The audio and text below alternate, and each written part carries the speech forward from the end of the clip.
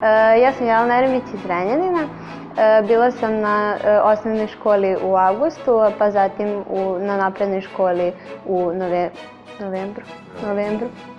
I u školi sam naučila zaista razne stvari, od toga kako da pronađem informacije i kako da lakše dođem do informacije za stvari koje me zanimaju i produbila sam svoje znanje o svemu što me do tada zanimalo i saznala nešto što do tada možda i uopšte nisam znala, ali mene pogotovo zanimala tema po pitanju 90-ih i tu sam stvarno stekla mnogo veće znanje nego što sam prethodno imala i baš time sam pogotovo zadovoljna.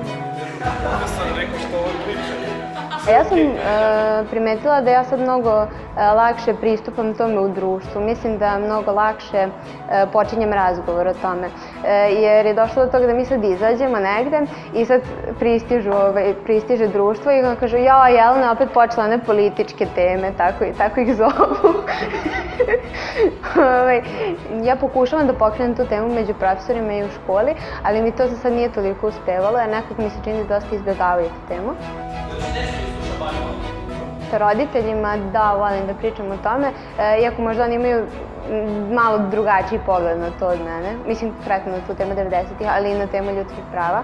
Jer sam ja držala, na primer, držala sam prezentacije o prevenciji nasilja u adolescentskim vezama, gde smo došli do toga da sam ja za vreme ručka pitala tatu, jel ti znaš razliku između pola i roda? I on, ne. I onda sam ja objasnila.